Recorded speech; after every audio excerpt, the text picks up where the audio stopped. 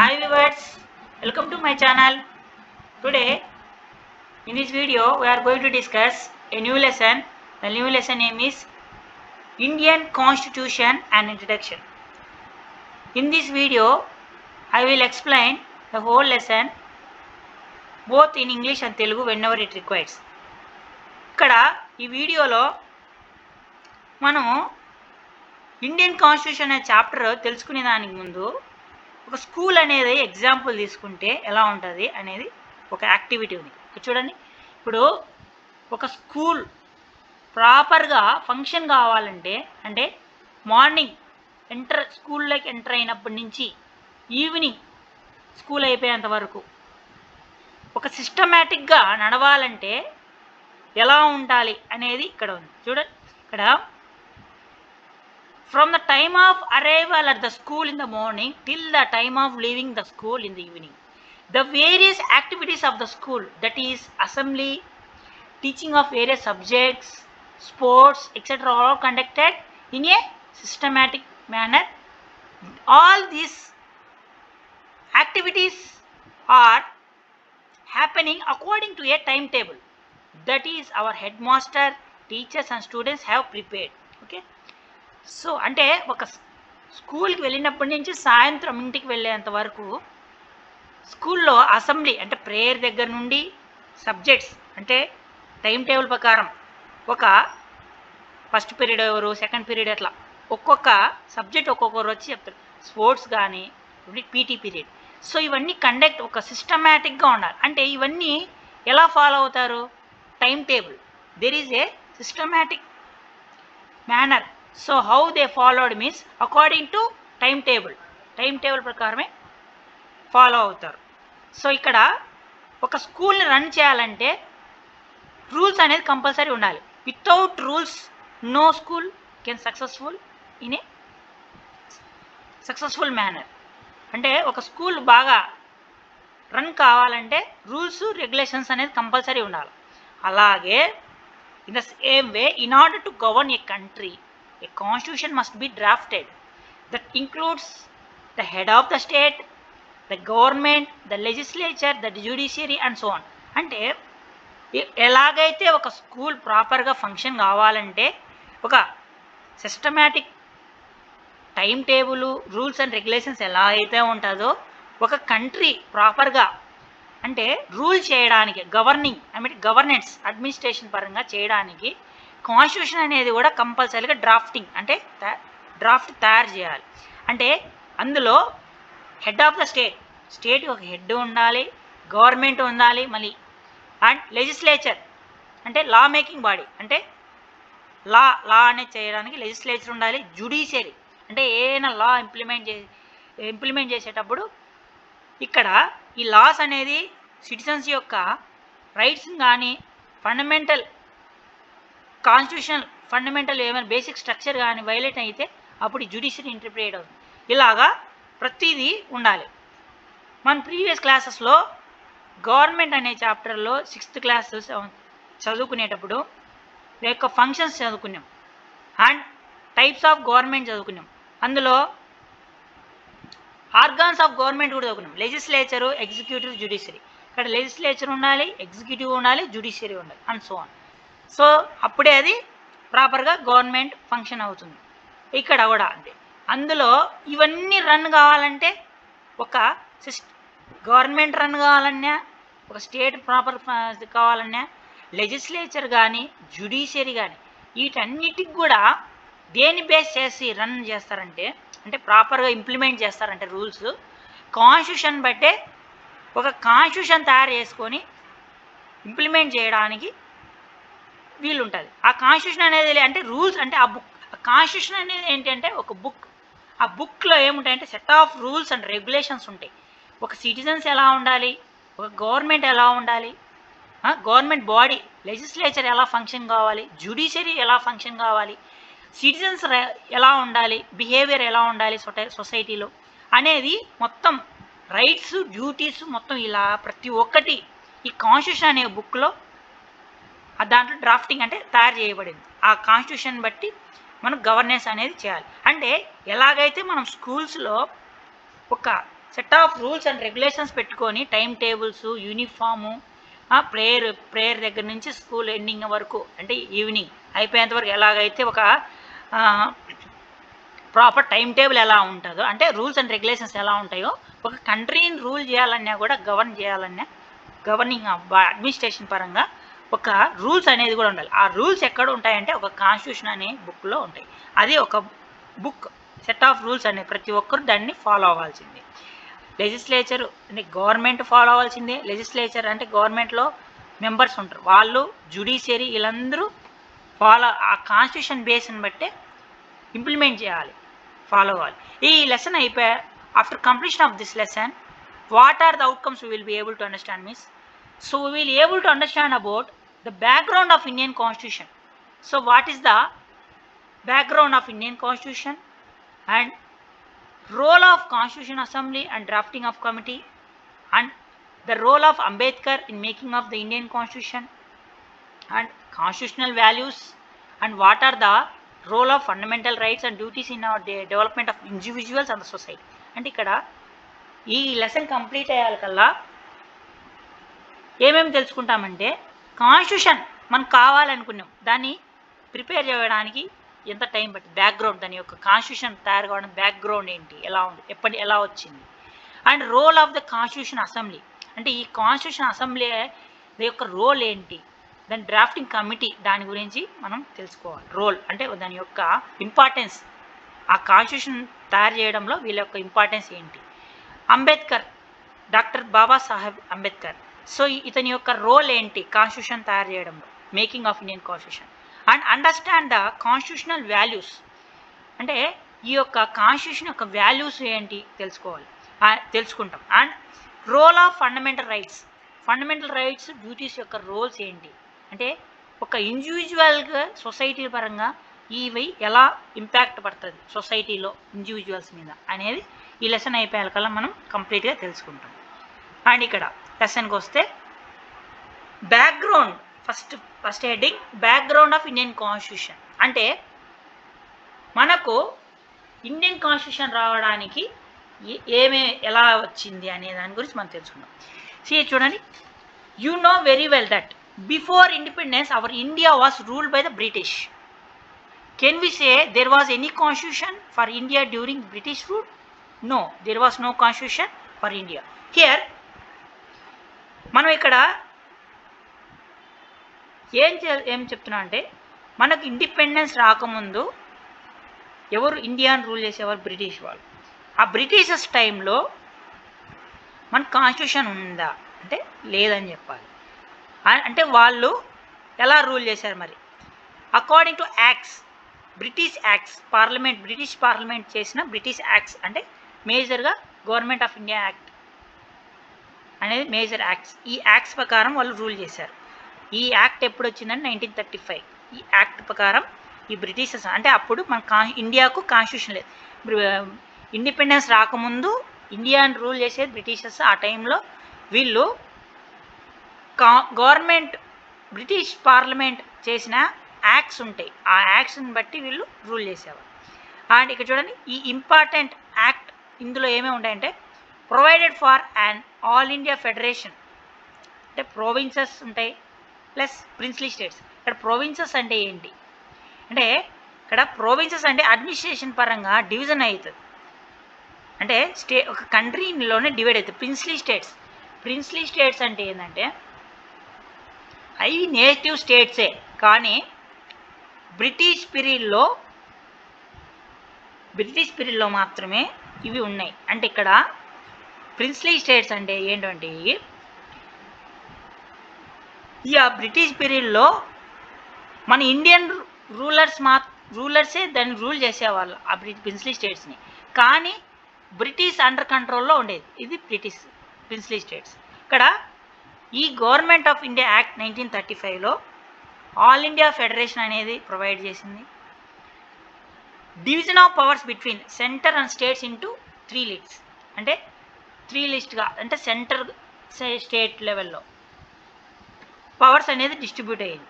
And introduce the diarchy at the centre, diarchy అనే సెంటర్లో introduce చేసిన. And autonomy of the states యొక్క autonomy చేసినారు. ఇక్కడ చూడండి, activities related to the constitution during British rule. చూడండి ఇక్కడ మనము అప్పటికి మనకు ఇవన్నీ ఈ గవర్నమెంట్ ఆఫ్ ఇండియా యాక్ట్లో ఏమేమి ఉన్నాయంటే ఇవన్నీ తెలుసుకున్నాం. తర్వాత activities related to constitution during British rule. What are the activities అంటే ఇక్కడ చూడండి, 1928లో ఒక కమిటీ ఉంది. All parties including INC was form to draft అంటే ఈ కాన్స్టిట్యూషన్ తయారు చేయడానికి ఒక కమిటీ ఏర్పడింది. అన్ని పార్టీస్ అందులో ఇంక్లూడ్ అయినాయి. అంటే ఇండియన్ నేషనల్ కాంగ్రెస్ అంటే ఇది ఇప్పుడున్న కాంగ్రెస్ కాదు, ఇది వేరే కాంగ్రెస్, ఇండియన్ నేషనల్ కాంగ్రెస్. ఇది ఇండియన్ నేషనల్ కాంగ్రెస్ అనేది ఫ్రీడమ్ మూమెంట్లో చాలా ఇంపార్టెంట్ కీ రోల్ చేసింది. ఈ ఇండియన్ నేషనల్ కాంగ్రెస్ అనేది 1885లో ఎస్టాబ్లిష్ అయింది. ఏఓ హ్యూమ్ అనే అతను, ఇంగ్లీష్ అతను, ఉమేష్ చంద్ర బెనర్జీ అనే పర్సన్ లీడర్షిప్లో ఇది ఫామ్ అయింది. ఇండియన్ నేషనల్ కాంగ్రెస్ అనేది పొలిటికల్ పార్టీ. ఇది ఇక్కడ 1928లో ఒక కమిటీ అనేది ఏర్పాటైంది. ఎందుకు? To draft A constitution. Drafting means అంటే తయారు చేయడానికి, ఒక కాన్స్టిట్యూషన్ తయారు చేయడానికి 1928లో ఒక కాన్స్టిట్యూషన్ అనేది ఏర్పాటైంది. దీని యొక్క చైర్మన్ ఎవరంటే మోతీలాల్ నెహ్రూ. ఇతను ఎవరంటే ఫాదర్ ఆఫ్ జవహర్లాల్ నెహ్రూ. జవహర్లాల్ నెహ్రూ అందరికీ తెలుసు కదా. సో జవహర్లాల్ నెహ్రూ యొక్క ఫాదర్ ఎవరంటే మోతీలాల్ నెహ్రూ. ఈ మోతీలాల్ నెహ్రూ అనే పర్సన్ ఈ కాన్స్టిట్యూషన్ తయారు చేయడానికి కమిటీకి చైర్మన్గా ఉన్నాడు. అండ్ తర్వాత ఏమైందంటే 1928లో కమిటీ ఏర్పడింది, డ్రాఫ్టింగ్ ఆఫ్ కాన్స్టిట్యూషన్. 1928లో స్టార్ట్ పెట్టారు. 1929లో సబ్మిట్ చేశారు కమిటీ రిపోర్ట్. దాన్ని నెహ్రూ రిపోర్ట్ అంటారు. And constitutional document of India not accepted by the British never came in to force. అంటే ఇక్కడ రిపోర్ట్ వచ్చింది కానీ 1928లో, కానీ ఈ డాక్యుమెంట్ అనేది బ్రిటిష్ వాళ్ళు యాక్సెప్ట్ చేయలేదు, అందుకు అమల్లోకి రాలేదు. అండ్ ఇక్కడ 1931 చూడండి, 1931లో కరాచీ సెషన్ అనేది ఒకటి సెషన్ జరిగింది.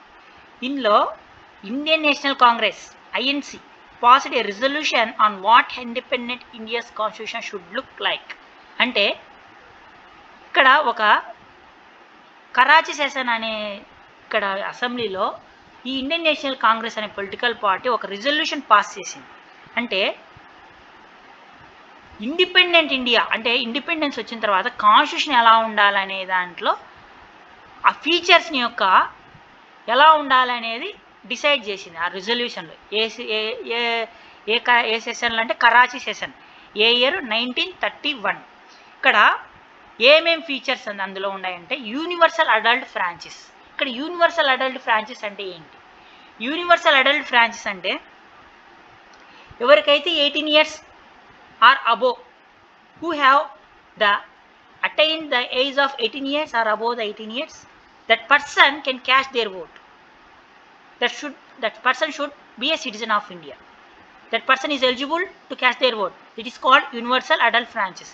ఎవరికైతే 18 years లేదా అంతకంటే ఎక్కువ ఉంటాయో, 18 years అబోవ్, 18 ఆర్ అబోవ్ ఉంటే అతను ఓటు వేయడానికి అనుకుంటారు. దాన్నే యూనివర్సల్ అడల్ట్ ఫ్రాంచైజ్ అంటారు. రైట్ టు ఫ్రీడమ్ అంటే ఫ్రీగా మూవ్ అయ్యేదానికి ఉండేది. అండ్ రైట్ టు ఈక్వాలిటీ సమానంగా ఉండడానికి. ఇది ఈ కరాచీ సెషన్ యొక్క రిజల్యూషన్లో భాగంగా ఉన్నారు. అంటే ఇండిపెండెంట్ ఇండియా అంటే ఇండిపెండెంట్ ఇండియాస్ కాన్స్టిట్యూషన్ అంటే మనకి కాన్స్టిట్యూషన్ ఫ్రీడమ్ వచ్చిన తర్వాత, ఇండిపెండెన్స్ వచ్చిన తర్వాత కాన్స్టిట్యూషన్ తయారు చేసుకునేటప్పుడు ఏమేమి ఉండాలా అనేది ఇంక్లూడ్ చేసుకునేటప్పుడు ఈ 1931లో ఒక రిజల్యూషన్ అంటే ఒక తీర్మానం చేసుకున్నారు. ఏమేమి ఉండాలనుకున్నారంటే universal adult franchise, right to freedom, right to equality అనేది ఉండాలి. అండ్ ఇక్కడ చూడండి, కాన్స్టిట్యూషన్ మనం చెప్పుకున్నాం. కాన్స్టిట్యూషన్ అనేది కంపల్సరీగా ఒక కంట్రీకి అవసరము అనేది మనకు తెలుసు. ఎందుకంటే అసలు కాన్స్టిట్యూషన్ లేకుంటే కంట్రీ అనేది ప్రాపర్గా సిస్టమేటిక్గా గవర్న్ చేయడానికి కుదరదు. చూడండి meaning, the basic law with a set of rules of a country which shows the nature of the country form the government rights and duties of the citizens is called the constitution. Constitution అంటే ఏంటంటే ఇందులో ఏముంటాయంటే basic set of rules of a country. అంటే కంట్రీకి ఒక set of rules and regulations ఉంటాయి. అంటే ఈ యొక్క కంట్రీ యొక్క నేచరు, గవర్నమెంట్ ఎలా ఫామ్ చేయాలా, రైట్స్ అండ్ డ్యూటీస్ సిటిజన్స్ యొక్క ఏంటివి అనేది ఆ కాన్స్టిట్యూషన్ మొత్తంలో ఉంటాయి. చెప్పాను ఇంతకుముందే. స్కూల్ అయితే ఏ విధంగా ఒక స్కూల్ ప్రాపర్గా ఫంక్షన్ జరగాలంటే సిస్టమేటిక్ రూల్స్ అండ్ రెగ్యులేషన్స్ ఉండాలనో ఒక కంట్రీకి కూడా ఒక సిస్టమేటిక్గా రూల్ కావాలంటే, గవర్నింగ్ అంటే ఒక రూల్ చేయాలంటే ఒక కాన్స్టిట్యూషన్ అనేది కంపల్సరీ కావాలి. అందులో ఏమేమి ఇంక్లూడ్ అయ్యేందంటే కంట్రీ యొక్క నేచర్ ఉండాలి, ఎలా ఉండాలి, ఆ ఫామ్ అంటే గవర్నమెంట్ ఎలా ఫామ్ అవ్వాలి, రైట్స్ అండ్ డ్యూటీస్ ఎలా ఉండాలి అనేది మొత్తం ఆ కాన్స్టిట్యూషన్ అనే బుక్లో ఉంటుంది. It may be written or non written. అంటే ఇక్కడ కాన్స్టిట్యూషన్లో కూడా 2 టైప్స్ ఉంటాయి. ఒకటి రిటర్న్ పరంగా, ఒకటి నాన్ రిటర్న్. అంటే రాతపూర్వకంగా, లిఖితపూర్వకంగా, అవిలిఖితపూర్వకంగా. అంటే రిటర్న్ సోర్సెస్ కాన్స్టిట్యూషన్లో కూడా రిటర్ను, నాన్ రిటర్న్ అనేది 2 టైప్స్ ఉంటాయి. Our Indian constitution is return, అంటే రాయబడింది. అంటే బ్రిటిష్ కాన్స్టిట్యూషన్ అనేది నాన్ రిటర్న్, అంటే రాయలేదు, అంటే రాయకుండా ఓరల్గా ఉంది. British constitution is non return. Our Indian constitution is return, అంటే రాసినారు. అది కాన్స్టిట్యూషన్ యొక్క మీనింగ్. చూడండి, చెప్పాను ఇందాక ముందే. ఐఎన్సి అనేది 1885లో ఎస్టాబ్లిష్ అయిందని చెప్పాను. ఫస్ట్లోనే ఇంట్రడక్షన్ చేసేప్పుడు చెప్పాను.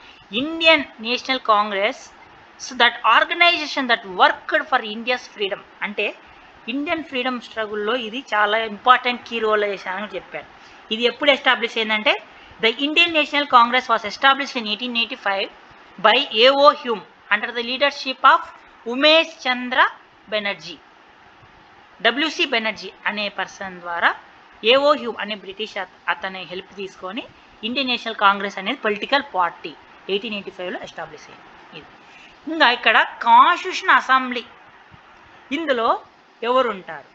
కాన్స్టిట్యూషన్ అసెంబ్లీ అంటే ఏంటంటే ఇది ఒక బాడీ, అంటే ఎలక్టెడ్ బాడీ. అంటే కాన్స్టిట్యూషన్ తయారు చేయడానికి కాన్స్టిట్యూషన్ అసెంబ్లీలో ఒక మెంబర్స్ని ఎలక్ట్ చేసుకుంటారు, చూజ్ చేసుకుంటారు.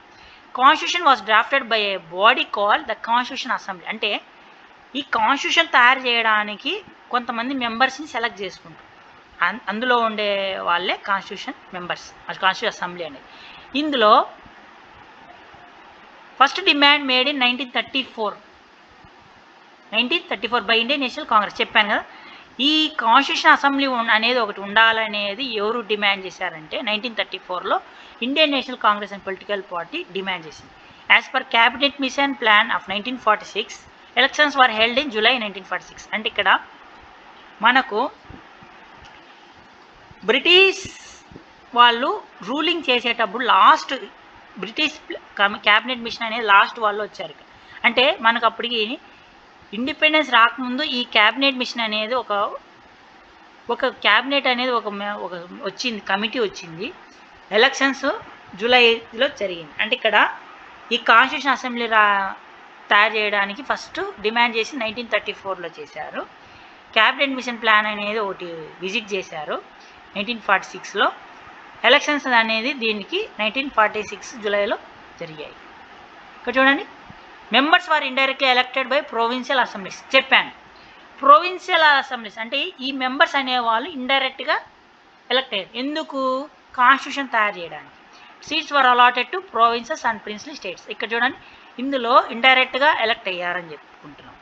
ఇందులో సీట్స్ కూడా ప్రావిన్సెస్కి, ప్రిన్స్లీ స్టేట్స్కి అలొకేట్ చేశారు. అంటే ఇక్కడ చూడండి, మనం ప్రావిన్స్ అంటే ఏదని చెప్పచ్చు. A province is an administrative division within a country or state. చూడండి, చెప్పాను అడ్మినిస్ట్రేషన్ పరంగా ప్రావిన్సెస్ అంటే బ్రిటిష్ పీరియడ్లో ఇది ఒక అడ్మినిస్ట్రేషన్ డివిజన్. అంటే వాళ్ళకు అనుకూలంగా అడ్మినిస్ట్రేషన్ పరంగా డివిజన్ చేశారు. కంట్రీలోనే ఒక పార్ట్ అది ప్రావిన్స్ అండ్ స్టేట్స్ అసెంబ్లీస్. ఇక్కడ కూడా ప్రిన్స్లీ స్టేట్స్ అని చెప్పాం. ప్రిన్స్లీ స్టేట్స్ అంటే రీజియన్స్ విత్ బ్రిటిష్ ఇండియా.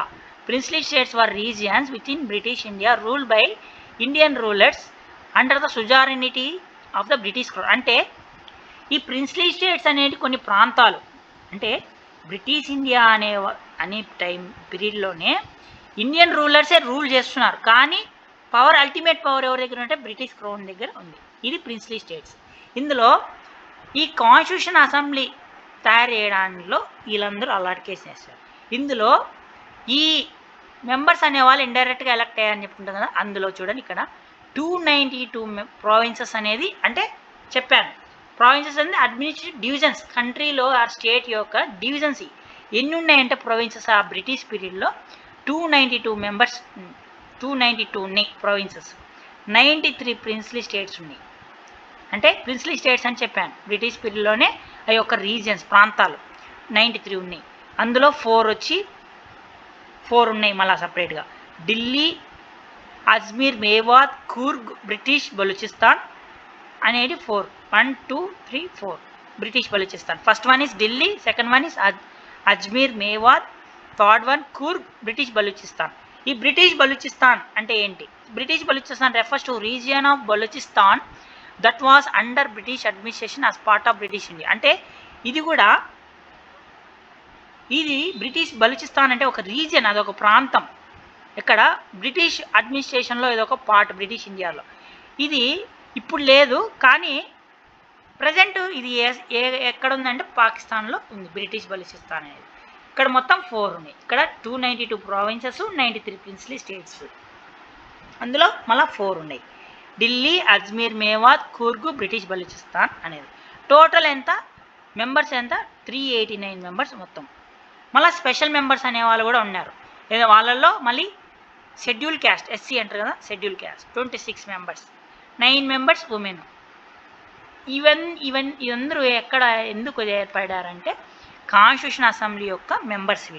వీళ్ళు ఎందుకు వచ్చారంటే డ్రాఫ్టింగ్ ఆఫ్ కాన్స్టిట్యూషన్, అంటే కాన్స్టిట్యూషన్ తయారు చేయడానికి వీళ్ళందరూ ఇండైరెక్ట్గా ఎలక్షన్ ద్వారా వచ్చారు.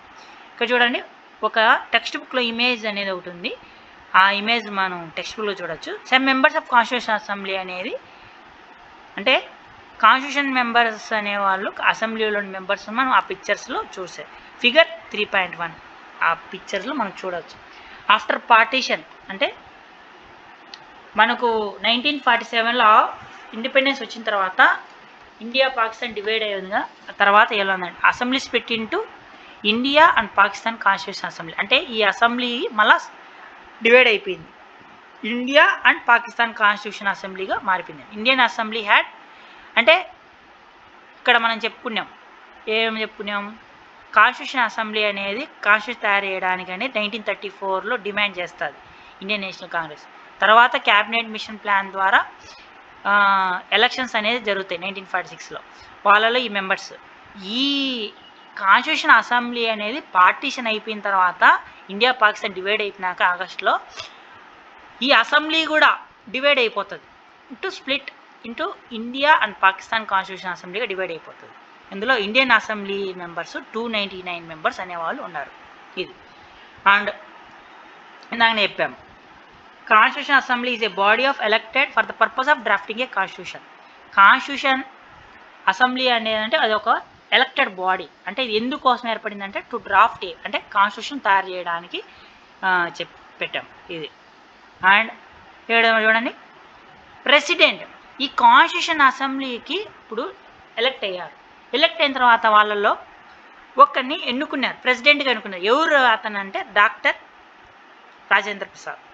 సో ఇతను కాన్స్టిట్యూషన్ అసెంబ్లీ యొక్క ప్రెసిడెంట్ వచ్చి డాక్టర్ రాజేంద్ర ప్రసాద్. ఇతను తర్వాత first president of India, elected on 24th January 1950.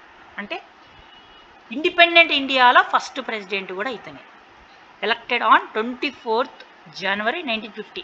అంటే మనకు అప్పటికి ఇండిపెండెన్స్ వచ్చింది కదా, కాబట్టి ప్రెసిడెంట్ ఆఫ్ కాన్స్టిట్యూషనల్ అసెంబ్లీ, అంటే కాన్స్టిట్యూషన్ అసెంబ్లీకి ప్రెసిడెంట్ ఎవరంటే Babu Rajendra Prasad. First president of elected India, independent India అంటే Babu Rajendra Prasad. Only president to be reelected for 2 terms, అంటే 2 సార్లు ఎన్నికైనాడు ప్రెసిడెంట్గా, 1959లో 1962లో. ఓకే, ఇది నెక్స్ట్ కాన్స్టిట్యూషన్ అసెంబ్లీ ప్రెసిడెంట్ ఇతను బాబు రాజేంద్ర ప్రసాద్.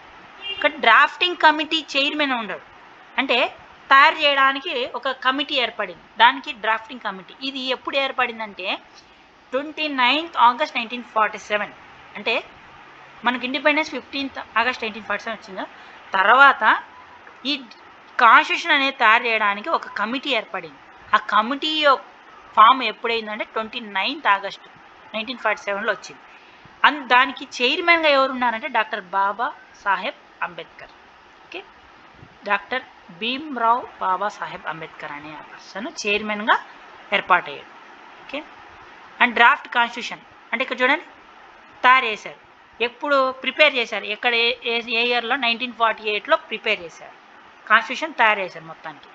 ఇక్కడ ఈ కాన్స్టిట్యూషన్లో ఇప్పుడు మనకు ఒక బుక్ తీసుకుంటే ఎలాగైతే చాప్టర్స్ వైజ్గా మళ్ళా సబ్సెక్షన్స్ ఎలా ఉంటాయో ఈ కాన్స్టిట్యూషన్ అనే బుక్లో కూడా డివైడ్ చేసినాయి. చాప్టర్స్, యూనిట్స్, మళ్ళీ ఎక్సర్సైజెస్ ఎలా ఉంటాయో ఈ కాన్స్టిట్యూషన్ కూడా డివిజన్ చేశారు. అందులో 1948లో ప్రిపేర్ చేశారు. అందులో ఎన్ని ఉన్నాయంటే 315 ఆర్టికల్స్ అనే డివిజన్, ఆర్టికల్స్, షెడ్యూల్స్, పార్ట్స్గా డివైడ్ చేశారు ఈ బుక్ని. ఇందులో మొత్తం ఎన్ని ఆర్టికల్స్ ఉన్నాయంటే 315 ఆర్టికల్స్, 8 షెడ్యూల్స్ ఉన్నాయి. ఎప్పుడు 1948 ప్రిపరేషన్ చేసినప్పుడు. తర్వాత రివ్యూకి ఇచ్చారు, అంటే పబ్లిక్ ఒపీనియన్ కోసం ఇచ్చేశారు, ఫీడ్బ్యాక్ కోసం 8 months వదిలేశారు. అంటే ప్రిపేర్ చేసింది 1948లో చేశారు. అప్పుడు ఎన్ని ఉన్నాయంటే 315 ఆర్టికల్స్, 8 షెడ్యూల్స్ ఉన్నాయి. 8 షెడ్యూల్స్ ఉన్నాయి, కానీ దానికి రివ్యూ కోసం ఇచ్చేసారు, అంటే ఒపీనియన్, పబ్లిక్ ఒపీనియన్ కోసం 8 months వదిలేశారు. తర్వాత మాడిఫికేషన్స్ చేశారు. మళ్ళీ కాన్స్టిట్యూషన్ ఇప్పుడు తయారు చేసేటప్పుడు ఏ మాడిఫికేషన్స్ ఎందుకు చేశారు, ఫీడ్బ్యాక్ కోసం వదిలేరు కదా, కొన్ని ఫీడ్బ్యాక్స్ వచ్చాయి. తర్వాత ఫైనల్ వర్షన్ వచ్చింది, అంటే మొత్తం మళ్ళీ యాడ్ చేశారు, యాడ్ చేసుకుంటా డిలీట్ చేసుకుంటా మొత్తం ఫైనల్గా కాన్స్టిట్యూషన్ అనేది ఫైనల్ వర్షన్ మొత్తం ఎంత ఎన్ని పార్ట్స్గా డివైడ్ అయిందంటే 395 ఆర్టికల్స్, 22 పార్ట్స్, 8 షెడ్యూల్స్గా మొత్తం కంప్లీట్ బుక్ కంప్లీట్ అయింది. అంటే ఫస్ట్ వచ్చింది 315 ఆర్టికల్స్, 8 షెడ్యూల్స్. అంటే ఇక్కడ మళ్ళీ చెప్పాను, ఒక బుక్ని మనం ఎలాగైతే చాప్టర్స్, మళ్ళీ అందులో సబ్సెక్షన్స్, సబ్ టాపిక్స్ ఎలా ఉంటాయో ఈ కాన్స్టిట్యూషన్ అనే బుక్లో కూడా ఆర్టికల్స్, పార్ట్స్, షెడ్యూల్స్ లాగా డివైడ్ చేశారు. అందులో మొత్తం 315 ఆర్టికల్స్, 8 షెడ్యూల్స్ అనేది 1948లో ఉన్నది. 8 months ఫీడ్బ్యాక్ కోసం వదిలిన తర్వాత మళ్ళీ మాడిఫికేషన్ జరిగాయి, మళ్ళీ యాడ్ డిలీట్ చేసి మొత్తం ఫైనల్ వర్షన్గా ఎన్ని వచ్చాయి అంటే 395 ఆర్టికల్స్ వచ్చాయి, 22 పార్ట్స్, 8 షెడ్యూల్స్ వచ్చాయి. ఇక్కడ ఈ కాన్స్టిట్యూషన్ అనేది అడాప్ట్ అంటే తీసుకున్నారు, అంటే ఇంప్లిమెంట్ చేయలేదు కానీ అడాప్ట్ చేసుకున్నారు. ఎప్పుడు వేసుకున్నారంటే 26th November 1949లో అడాప్ట్ చేసుకున్నారు, అంటే యాక్సెప్ట్ చేశారు. కానీ అంటే implementation came into force, accept చేసింది 26th November 1949లో చేశారు. అంటే 26th January 1950లో ఇంప్లిమెంట్ చేశారు. అంటే ఇంకా టైం ఉంది, అంటే ఆ టైం పట్టింది. అంటే మళ్ళా కొన్ని అడాప్ట్ చేసిందేమో 1949లో అడాప్ట్ అయిపోయింది, కానీ ఇంప్లిమెంట్ అయింది 26th January 1950. ఆ రోజుని మనము ఏం చేసుకున్నాం, 26th January republic day, 15th August independence day కదా. So 15th August independence day జరుపుకుంటాం. ఇక్కడ 26th January 1950 కాన్స్టిట్యూషన్ అది ఇంప్లిమెంటేషన్లోకి వచ్చింది కాబట్టి రిపబ్లిక్ డే జరుపుకుంటాం. అంటే కంప్లీట్ ఇండిపెండెన్స్ వచ్చింది కాబట్టి 1950లో అడాప్ట్ అయింది, మొత్తం ఇంప్లిమెంటేషన్ వచ్చింది కాబట్టి కాన్స్టిట్యూషన్, ఆ రోజు మనం రిపబ్లిక్ డే జరుపుకుంటాం.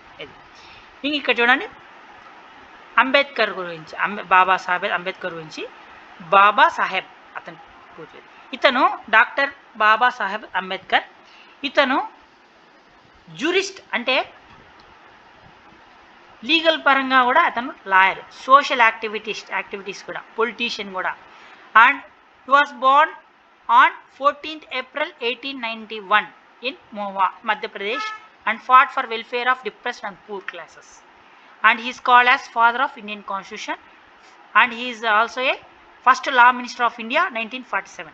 అంటే ఇక్కడ చూడండి, ఇతను సోషల్ యాక్టివిటిస్ట్, జ్యూరిస్ట్, పొలిటీషియన్ కూడా. అండ్ ఎప్పుడు పుట్టాడు బాబాసాహెబ్ అంబేద్కర్ అంటే 14th ఏప్రిల్ 14th 1891లో మొహవా అనే ప్లేస్లో మధ్యప్రదేశ్లో పుట్టాడు. అంటే డిప్రెస్డ్ క్లాసెస్ అంటే వీళ్ళు ఉంటారు కదా, SC ST BC classes. So వీళ్ళ కోసం యాక్టివిటీస్ చేశాడు, కొన్ని ఫాట్ చేశాడు, అంటే వాళ్ళ యొక్క రైట్స్ కోసం ఫైట్ చేశాడు. ఇక్కడ ఫాదర్ ఆఫ్ ఇండియన్ కాన్స్టిట్యూషన్ అని కూడా అంటారు ఇతను, ఎందుకంటే ఇతను చైర్మన్ కాబట్టి. ఇక్కడ ప్రెసిడెంట్ వచ్చి ఎవరు, doctor Babu Rajendra Prasad. Drafting committee president. Constitution assembly ఇక్కడ మనం ఒకసారి president of constitution assembly. So president వచ్చి కాన్స్టిట్యూషన్ అసెంబ్లీకి doctor Babu Rajendra Prasad. Drafting committee chairman వచ్చి రాజేంద్ర ప్రసాద్. అందుకు ఇతని యొక్క ఇంపార్టెన్స్ ఎక్కువ ఉంది కాబట్టి, ఇతని చైర్మన్ కాబట్టి ఇతన్ని ఫాదర్ ఆఫ్ ఇండియన్ కాన్స్టిట్యూషన్ అని కూడా అంటాం.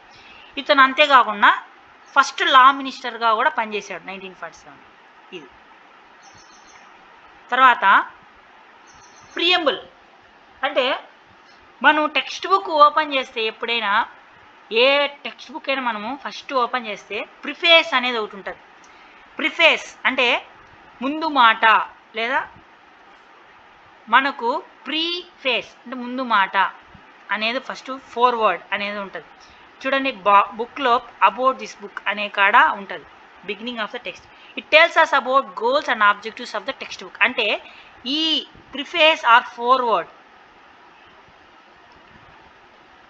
ప్రవేశిక ఆర్ ముందు మాట అనేది ఉంటుంది. ప్రతి టెక్స్ట్ బుక్లో బిగినింగ్లో ఉంటుంది. అంటే ఇది ఏం చెప్తుందంటే గోల్స్ యొక్క ఆబ్జెక్టివ్స్, ఆ బుక్ యొక్క గోల్స్ ఆబ్జెక్టివ్స్ చెప్తుంది. అలాగే మన ఇండియన్ కాన్స్టిట్యూషన్ కూడా ఒక ప్రియంబుల్ అంటే it is known as introduction to the constitution. It set out the goals, the values and the ideals to which our country stands. It is the basic structure of our constitution. ఈ చూడండి, ఇక్కడ preamble అంటే మనకు ఎలాగైతే ఒక text book బిగినింగ్లో preface or forward అంటే ముందు మాట లేదా ప్రవేశిక అనేది ఎలా ఉంటుందో, ఈ కాన్స్టిట్యూషన్ కూడా ప్రియంబుల్ అనేది అలాంటిది. అంటే ఒక ఇంట్రడక్షన్ అనమాట, ఆ బుక్ యొక్క ఇంట్రడక్షన్. అందులో ఆ బుక్ యొక్క గోల్స్, వాల్యూస్, ఐడియాస్ మొత్తం, ఆబ్జెక్టివ్స్ మొత్తం ఆ ప్రియంబుల్లో ఉంటుంది. ఇది దాని యొక్క బేసిక్ స్ట్రక్చర్ ప్రియంబుల్ అంటే. అండ్ డెఫినేషన్ ఇందాక చెప్పాను, ఆర్టికల్, పార్ట్స్, షెడ్యూల్స్ అని చెప్పుకున్నాం కదా. ఏంటి ఈ ఆర్టికల్స్, పార్ట్స్ అంటే కాన్స్టిట్యూషన్ పెద్దది, vast constitution, return constitution. Our constitution is the lengthiest constitution, bulky constitution. So it is also known as elephant constitution. We can compare with elephant. Our constitution is the lengthiest constitution and biggest constitution. కాబట్టి ఇలాంటి కాన్స్టిట్యూషన్ని పార్ట్స్గా, ఆర్టికల్స్గా, షెడ్యూల్స్గా divide చేసి, ఇక్కడ article అంటే ఏంటి, part అంటే schedules అని ఇక్కడ ఇచ్చారు డెఫినేషన్స్. ఆర్టికల్ అంటే a specific rule or principle అనే specific aspect in the constitution. అంటే కాన్స్టిట్యూషన్ యొక్క బుక్లో ఈ ఆర్టికల్ అనేది ఒక స్పెసిఫిక్ రూల్గా, ఒక ప్రిన్సిపల్ని, ఆ బుక్లో యొక్క స్పెసిఫిక్ ప్రిన్సిపల్ని గురించి చెప్తుంది ఆర్టికల్. పార్ట్ అంటే ఏంటంటే ఒక గ్రూప్ ఆఫ్ ఆర్టికల్స్, ఒకటి లేదా అంతకంటే ఆర్టికల్స్ యొక్క కాన్సెప్ట్ గురించి చెప్తుంది. ఈ group of articles relating to one concept, ఒక కాన్సెప్ట్ గురించి చెప్తుంది.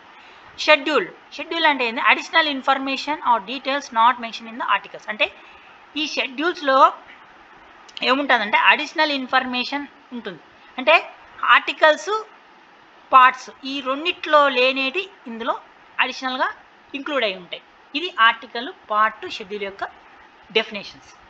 ఇక్కడ చూడండి, వర్డ్స్ మనం టెక్స్ట్ బుక్ తీసినప్పుడు ప్రియంబుల్ అని చెప్పాం కదా, అందులో సోషలిస్ట్, సెక్యులర్ అనే వర్డ్స్ మనం గమనిస్తాం. ఈ సోషలిస్ట్ అండ్ సెక్యులర్ వర్డ్స్ ప్రియంబుల్లో 1976 యాడ్ చేశారు, ఈ ఇయర్లో యాడ్ చేశారు. ఎన్నో అమెండ్మెంట్ 42. అంటే ఇక్కడ అమెండ్మెంట్ అంటే ఏం లేదు, మాడిఫికేషన్ అంటే చెప్పాను, మార్పులు చేర్పులు వేస్తారు. అంటే ఇప్పుడు according to the necessity, requirements of the society, the constitution has to B amendments, the modifications of a document. అంటే డాక్యుమెంట్ అంటే ఏదైనా అవసరానికి తగ్గట్టుగా ఆ డాక్యుమెంట్, ఒక పుస్తకం, ఇప్పుడు మనం ఫర్ ఎగ్జాంపుల్ ఒకటి రాస్తాం, ఒక బుక్ రాసుకుంటాం. ఆ బుక్లో మనకు ఏదైనా అనవసరమైనటువంటి అనుకో దాన్ని డిలీట్ చేసేసి మళ్ళీ యాడ్ చేస్తాం, లేదా యాడ్ డిలీట్ చేస్తాం. అలాగే కాన్స్టిట్యూషన్లో కూడా అది ఎప్పుడో 1950s అడాప్ట్ అయ్యి అలా వచ్చే ఇంప్లిమెంట్ అయ్యి వచ్చింది కదా. కానీ మనకు ఇయర్స్ గడిచిపోయింది కాబట్టి మన అవసరాలు అంటే అప్పుడు ఉన్న అవసరాలు వేరు, అలాంటి సిచ్యువేషన్స్ డిఫరెంట్గా ఉంటుంది కాబట్టి దానికి తగ్గట్టుగా అమెండ్స్మెంట్ అనేది జరుగుతుంటాయి. ఇక్కడ ఇందులో వర్డ్స్ అనేది ఉన్నాయి యాడ్ అంటే సోషలిస్ట్ అనే వర్డ్, సెక్యులర్ అనే వర్డ్స్ ప్రియంబుల్కి 1976లో యాడ్ చేయడం జరిగింది. ఎన్నో అమెండ్మెంట్ అంటే 42nd అమెండ్మెంట్ ఇది. అండ్ చూడండి ఇక్కడ ఫిగర్ 3.2 అనే ఫిగర్ మనకు టెక్స్ట్ బుక్లో చూపిస్తుంది. ఈ ఫిగర్ ఏమి ఎక్స్ప్లెయిన్ చేస్తుందంటే Pandit Jawaharlal Nehru addressing the inaugural session of constituent assembly on 13/12/1946. అంటే ఈ పిక్చర్లో ఏం చేస్తున్నాడంటే కాన్స్టిట్యూషన్ అసెంబ్లీ అనేది స్టార్ట్ చేస్తున్నాడు పండిత్ జవహర్లాల్ నెహ్రూ. ఏ ఇయర్ 1946లో 13/12. On the day he proposed the objective resolution which became the base of the preamble. ఇక్కడ ఆ రోజు అతను ఏం చేశాడంటే ఆబ్జెక్టివ్ అంటే మనం దాని యొక్క ఏ ఉద్దేశం ఏంటి, ఆబ్జెక్టివ్ రిజల్యూషన్ అంటే ఎందుకు చేశారో ఆ కాన్స్టిట్యూషన్ అనే దాని గురించి ప్రపోజ్ చేశారు. ఎవరంటే పండిత్ జవహర్లాల్ నెహ్రూ. ఇక్కడ చూడండి, it is the base of the preamble. Who proposed the objective resolution అంటే Pandit Jawaharlal Nehru proposed the objective resolution of the constitution. ఇది చూడండి, constitutional day. Every year we celebrate on 26th November to commemorate the adoption of Constitution in 1949. అంటే ప్రతి సంవత్సరం 26th November ఆ రోజున మనము constitutional డేగా జరుపుకుంటాం. ఎందుకు? అడాప్షన్ ఆ రోజు యాక్సెప్ట్ చేసాం కాబట్టి. కాన్స్టిట్యూషన్ అనేది అడాప్షన్ జరిగింది కాబట్టి 1949లో ప్రతి సంవత్సరం 26th నవంబర్ అని కాన్స్టిట్యూషన్ డేగా జరుపుకుంటాం. First officially celebrated in 2015. అంటే ఈ కాన్స్టిట్యూషనల్ డే అనేది అఫీషియల్గా సెలబ్రేట్ ఎప్పుడు జరిగిందంటే 2015 అంటే 2015లో జరిగింది ఫస్ట్ అఫీషియల్గా కాన్స్టిట్యూషనల్ డే. ఎందుకు జరుపుకుంటామంటే 26th నవంబర్ 1949 అనే ఆ రోజున అడాప్షన్ అంటే యాక్సెప్ట్ చేయబడింది కాన్స్టిట్యూషన్. ఇంప్లిమెంట్లోకి వచ్చింది మాత్రం 26th జనవరి 1950. అందుకు ఆ రోజున మనం రిపబ్లిక్ డే జరుపుకుంటాం. Time taken by constitution assembly to prepare the constitution. మనం చెప్పుకున్నాం కాన్స్టిట్యూషన్ తయారు చేశారు అనుకున్నాం. ఇక్కడ చూడండి ఒకసారి, ఇప్పుడు మనము కాన్స్టిట్యూషన్ ప్రిపేర్ చేసింది 1948లో. అప్పుడు ఎన్ని ఆర్టికల్స్? 315 ఆర్టికల్స్ ఉన్నాయి, 8 షెడ్యూల్స్ ఉన్నాయి. ఇక్కడ చూడండి మళ్ళీ 8 months ఫీడ్బ్యాక్ కోసం, రివ్యూ కోసం వదిలేశారు. తర్వాత final version total 395 articles, 22 parts and 8 schedules వచ్చాయి. ఇంప్లిమెంటేషన్లోకి వచ్చింది 26 జనవరి. అడాప్షన్ జరిగింది 1949. ఇక్కడ చూడండి 1948లో ప్రిపేర్ చేస్తే మళ్ళా 8 months వదిలేశారు కదా. అంటే ఇక్కడ మనకు కాన్స్టిట్యూషన్ అసెంబ్లీ అనేది ఒకటి ఉంది. చూడండి ఒకసారి, మనము ఈ కాన్స్టిట్యూషన్ అసెంబ్లీ అనేది ఫస్ట్ డిమాండ్ చేసింది ఎప్పుడంటే 1934లో డిమాండ్ చేశారు కదా. ఎవరు? ఇండియన్ నేషనల్ కాంగ్రెస్ అంటే పొలిటికల్ పార్టీ డిమాండ్ చేసింది. క్యాబినెట్ మిషన్ ప్లాన్ అనేది 1946 ఎలక్షన్స్ ఈ ఎలక్షన్స్ 1946లో జరిగింది. అంటే ఒక కాన్స్టిట్యూషన్ అసెంబ్లీ అనేది ఏర్పాటు అయిందని చెప్పుకున్నాం కదా కాన్స్టిట్యూషన్ తయారు చేయడానికి. ఇక్కడ అప్పుడు చేసినప్పుడు ఇక్కడ మళ్ళీ మనకు చూడండి ఒకసారి, మనము కాన్స్టిట్యూషన్ తయారు చేయడానికి ఎన్ని రోజులు టైం పట్టింది అనే దాని గురించి చెప్తున్నాం. అంటే 1948లో ప్రిపేర్ అయ్యింది చెప్పుకున్నాం కదా. 1948లో ప్రిపేర్ అయింది. 1949 26th నవంబర్ కాన్స్టిట్యూషనల్ డే జరుపుకుంటామని చెప్పినాం. అంటే 1948లో ప్రిపేర్ అయ్యి 8 months వదిలేసాం ఫీడ్బ్యాక్ కోసం అని చెప్పాం. అంటే మొత్తం మీద ఈ కాన్స్టిట్యూషన్ కంప్లీట్గా అవ్వడానికి ఎన్ని రోజులు పట్టిందంటే 2 years 11 months 18 days. అంటే మొత్తం కంప్లీట్ కావడానికి, అంటే ఈ కాన్స్టిట్యూషన్ అసెంబ్లీ అంటే ఏంది? ఇది కాన్స్టిట్యూషన్ తయారు చేయడానికి ఏర్పాటైన అసెంబ్లీ కదా, బాడీ కదా, ఎలక్టెడ్ బాడీ కదా. సో ఈ బాడీ అనేది కాన్స్టిట్యూషన్ అసెంబ్లీ అనే బాడీ అనేది ఎన్ని రోజులు టైం తీసుకుంటుందంటే కాన్స్టిట్యూషన్ తయారు చేయడానికి 2 years 11 months 18 days, approximately 3 years అనుకో. So exactly 2 years 11 months 18 days పట్టింది. అది why was constitution adopted on 26th November 1949 but enforce అంటూ ఇది చూడండి. ఇక్కడ మనం ఒక క్వశ్చన్ అడిగారు వాళ్ళు, why do we celebrate Republic Day on 26 January, ఎందుకు జరుపుకుంటున్నాం అని అడిగారు. ఎందుకు ఆ రోజు అంటే అప్పటికి మనకు 1949లో అడాప్ట్ చేసుకున్నారు, కానీ మనకి ఇంప్లిమెంట్ కాలేదు. ఎప్పుడైంది? 26 January. అంటే చెప్పాం కదా, ఇక్కడ ఫీడ్బ్యాక్ కోసం వదిలారు, అంటే ఇంప్లిమెంట్ చేయలేదు, అందుకు అప్పుడు వదిలేశారు. తర్వాత 1950లో రిపబ్లిక్ డే జరుపుకుంటున్నాం కదా. ఎప్పుడు? 1950 26 January అనే రోజున ఎందుకు జరుపుకుంటామంటే రిపబ్లిక్ డే ఇంప్లిమెంట్ అయింది కాబట్టి. అది టైం పట్టింది, దానికి మాడిఫికేషన్స్ అవన్నీ జరిగినాయి కదా, దానికి టైం పట్టింది, అందుకు ఆ రోజు ఇంప్లిమెంట్కి వచ్చింది. చూడండి ఇక్కడ ప్రియంబుల్ ఆఫ్ అవర్ కాన్స్టిట్యూషన్ అంటే ఇది ఒక ఇంట్రడక్షన్ అని చెప్తున్నాం కదా. మనకు టెక్స్ట్ బుక్లో ఎలాగైతే ఒక ప్రిఫేస్ ఆర్ ఫోర్వర్డ్ ఎలా ఉంటుందో, ఇక్కడ కాన్స్టిట్యూషన్ కూడా ప్రియంబుల్ అనేది ఒక ప్రిఫేస్ లాంటిది, ఇంట్రడక్షన్ లాంటిది. ఇక్కడ ప్రియంబుల్ ఏముంటుందంటే వి అంటే మనం, the people of India having solemnly resolve to constitution India into sovereign socialist secular democratic republic అనే చెప్పుకుంటాం. చూడండి ఇక్కడ మనకు మనమే ఈ కాన్స్టిట్యూషన్ అనేది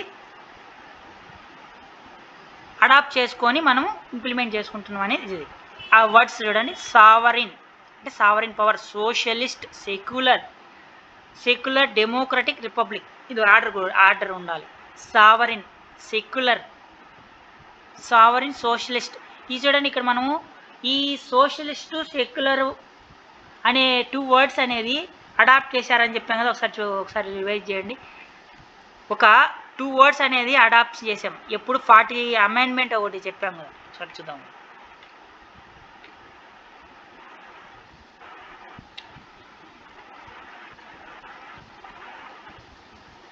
మనము స్టార్టింగ్లో 2 words అడాప్ట్ చేశాను అని చెప్పాం.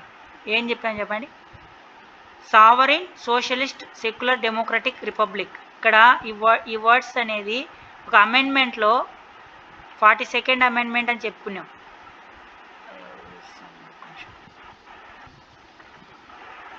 చూడండి ఇక్కడ చూడండి, ఫ్యాక్ట్ ఉంది, socialist secular, these are the 2 words were added to the ప్రియంబుల్లో యాడ్ చేసినారు. ఎప్పుడు? 1976లో సోషలిస్ట్ అనే వర్డ్, సెక్యులర్ అనే వర్డ్ని యాడ్ చేశారు.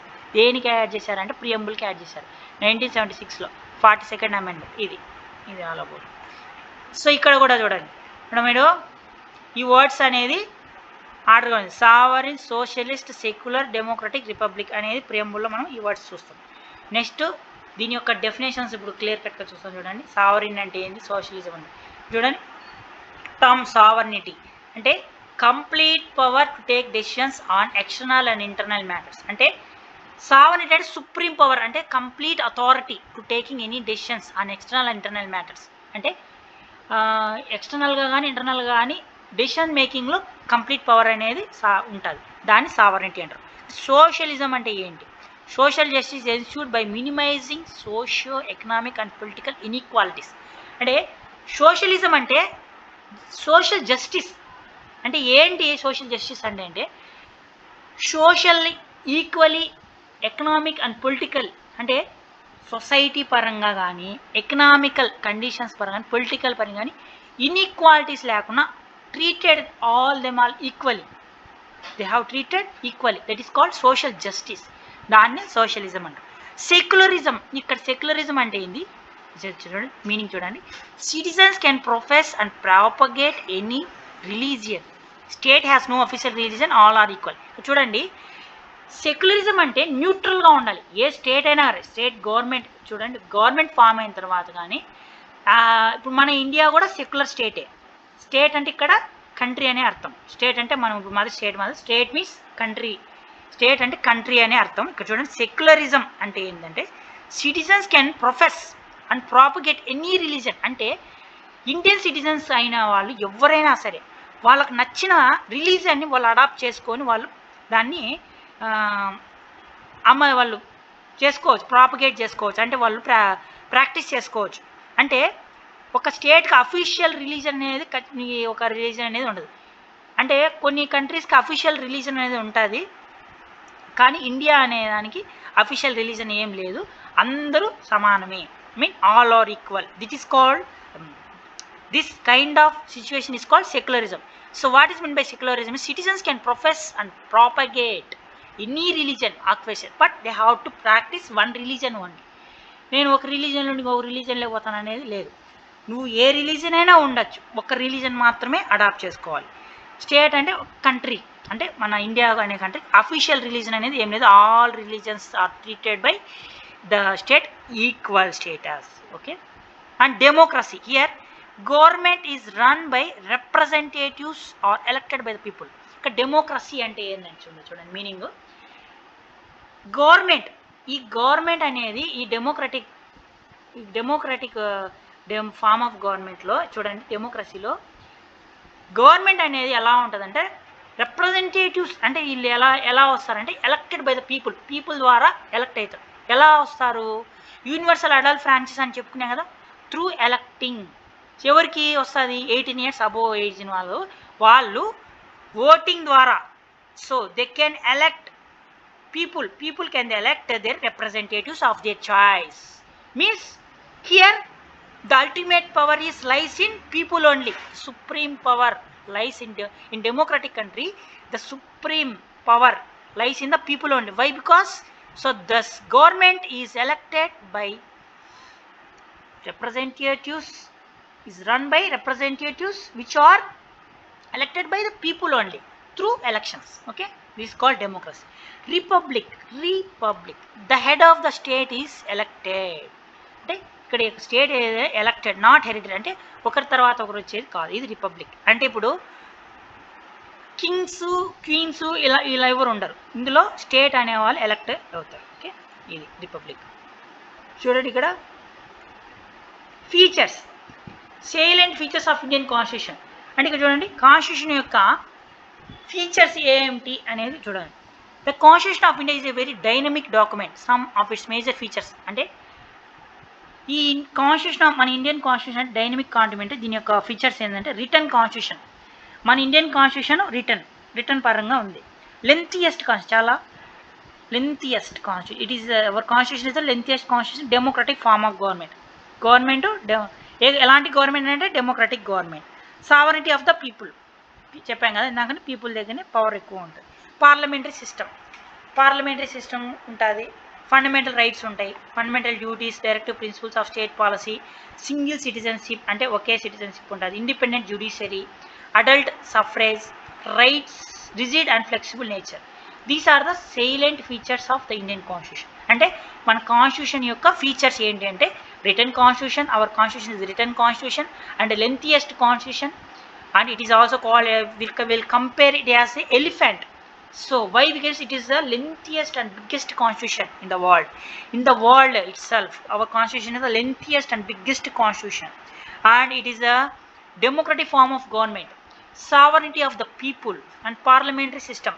So these we have discussed in previous classes. Now parliamentary system, fundamental rights, duties. Okay, the parliamentary system we have discussed now. In 6th class we have discussed on parliamentary system, and we will revise this again later. And directive principles of state policy, single citizenship, independent judiciary, adult suffrage, and rigid and flexible nature. These are the salient features of Indian constitution. And here fundamental rights. So definitions. So here what is meant by rights? So rights are reasonable claims of persons. అంటే fundamental rights are set of rights that are recognized under the constitution, protect citizens from oppressive governments, directly enforced by Supreme Courts and High Courts. Currently there are 6 fundamental rights mentioned in part 3 article 14 to 32. చూడండి ఇక్కడ fundamental rights అంటే ఏంటంటే claims, అంటే citizens, ప్రతి ఒక్క సిటిజన్స్కి fundamental rights అనేది ఉంటాయి. వాళ్ళు ప్రతి ఒక్కరు రీజనబుల్గా క్లెయిమ్ చేసుకోవచ్చు. ఇవి కాన్స్టిట్యూషన్ అనేది రికగ్నైజ్ అయింది. ఇక్కడ సిటిజన్స్ యొక్క రైట్స్ అనేది ప్రొటెక్ట్ చేస్తాయి. అంటే గవర్నమెంట్ దాని ఇష్టం వచ్చినట్టు బిహేవ్ చేస్తే కుదరదు. అంటే సిటిజన్స్ యొక్క రైట్స్ వైలేట్ అయినప్పుడు దాన్ని ప్రొటెక్ట్ చేయడానికి ఈ ఫండమెంటల్ రైట్స్ అనేది ఉండేవి. ఈ ఈ ఎవరు ప్రొటెక్ట్ చేస్తారు ఈ ఫండమెంటల్ రైట్స్, సిటిజన్స్ యొక్క ఫండమెంటల్ రైట్స్ అంటే enforced by supreme courts and high courts. ఈ courts supreme court, high court అనే judiciary system. In the judiciary system, the courts like Supreme Court, High Courts protect the fundamental rights of the citizens. Okay, enforced by Supreme Courts.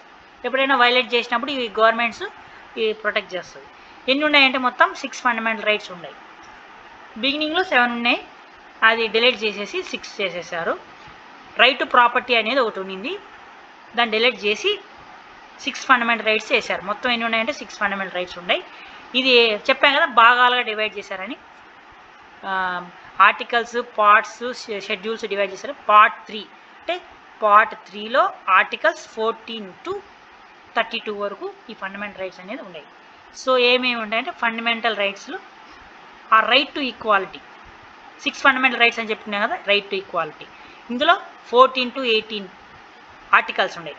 14 నుంచి 18 వరకు ఏమేమి articles చెప్తాయంటే explanation ఏంటంటే equal law protection. So every one should be treated equally, equality before law, no one should be above the law, and no untouchability. So there is no discrimination based on gender, caste, creed or relation. అంటే gender base చేసి, క్యాస్ట్ని బట్టి and religion బేసి untouchability అనేది, discrimination అనేది ఉండకూడదు, untouchability ఉండకూడదు. And abolition of titles. అంటే టైటిల్స్ అంటే ఒక ఉంటాయి కదా, టైటిల్స్ ఇస్తారు, నువ్వు గ్రేట్ ఇలా ఉంటాయి కదా, అది అలాంటి టైటిల్స్ అనేది ఉండకూడదు అని ఇచ్చారు. అంటే గవర్నమెంట్ ఇస్తే తప్ప ఇది ఉండకూడదు. ఇది రైట్ టు ఫ్రీడమ్. చూడండి 19 to 22 ఆర్టికల్స్ వరకు రైట్ టు ఫ్రీడమ్ గురించి చెప్తుంది. ఏమేమి చెప్తుందంటే speech, right to speech, right to assembly, right to form association, right to freedom movement, profession, right to profession, right to life. అంటే ఇక్కడ చూడండి మనకి ఏమైనా మాట్లాడాలనిపిస్తే వీ కెన్ స్పీచ్, మనం ఇష్టం మనకు నచ్చినట్టు మాట్లాడే హక్కు మనకుంది. Assembly, we have the right to assembly, to form the assembly. అంటే మనం ఒక అసెంబ్లీ పెట్టుకొని మనం ఏదైనా స్పీచెస్ ఇవ్వాలనుకుంటే ఇవ్వచ్చు. అసోసియేషన్ కూడా అలాగే పెట్టుకోవచ్చు.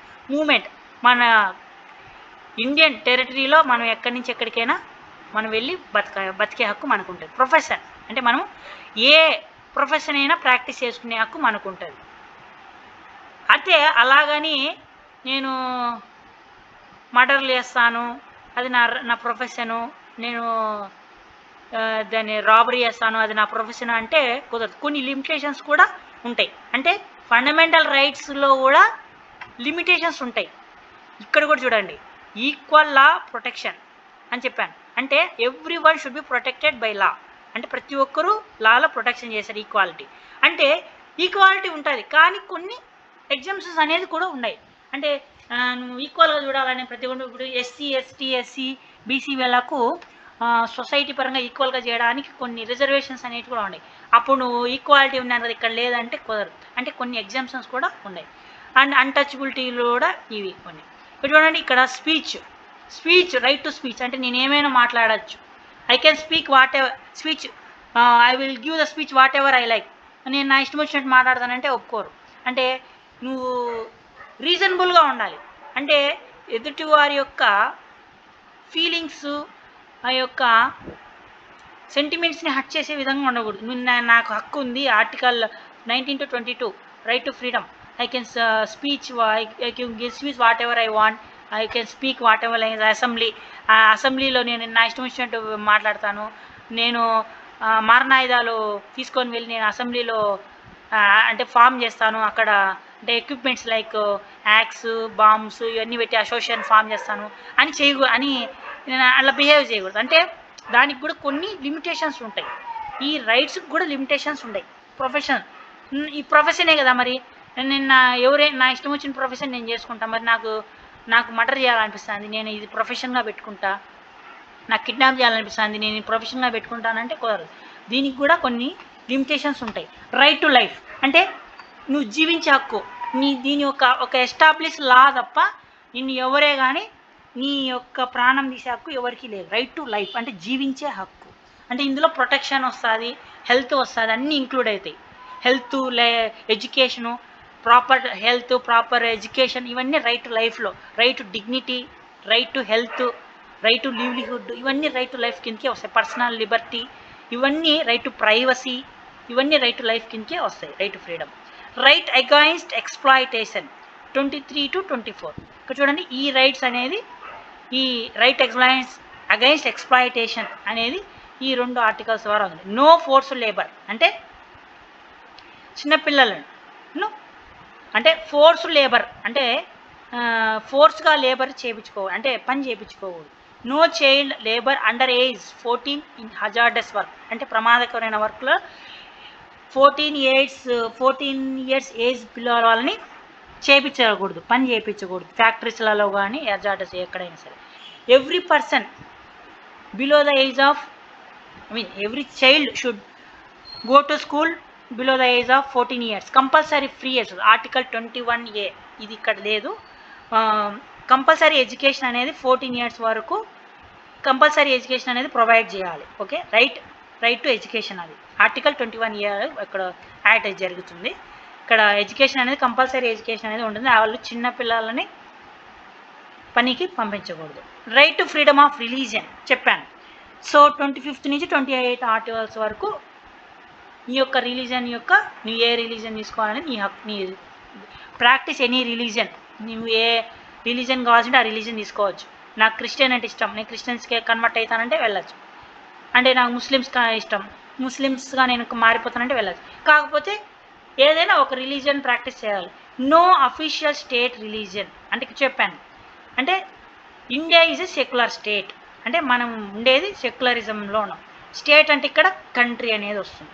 స్టేట్ అంటే స్టేట్, డిస్టిక్ స్టేట్ ఎలా వస్తుందో అలా కాదు, ఇక్కడ స్టేట్ అంటే కంట్రీ అనేది మీనింగ్ వస్తుంది. ఇక్కడ చూడండి, ప్రాక్టీస్ ఎనీ రిలీజియన్, ఏ రిలీజియన్ అయినా నేను ప్రాక్టీస్ చేసుకోవచ్చు.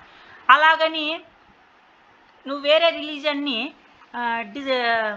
అంటే వాళ్ళను విమర్శించకూడదు, వాళ్ళను కించపరిచే విధంగా నువ్వు చేయకూడదు. నువ్వు ఏ రిలీజియన్ అయినా చేసుకోవచ్చు, నువ్వు వాళ్ళని రిలీజియన్ తప్పులు పట్టకూడదు. అది నీ యొక్క డ్యూటీ. ఇక్కడ ఫండమెంటల్ రైట్స్ ఉన్నాక డ్యూటీస్ కూడా ఉంటాయి. నో అఫీషియల్ స్టేట్ రిలీజన్, ఇది సెక్యులరిజం. సెక్యులరిజం అంటే పర్టికులర్ అఫీషియల్ స్టేట్కి ఒక రిలీజన్ అనేది లేదు, అన్ని రిలీజన్స్ కంట్రీలో ఈక్వల్గా చూస్తారు. అది right to freedom of religion.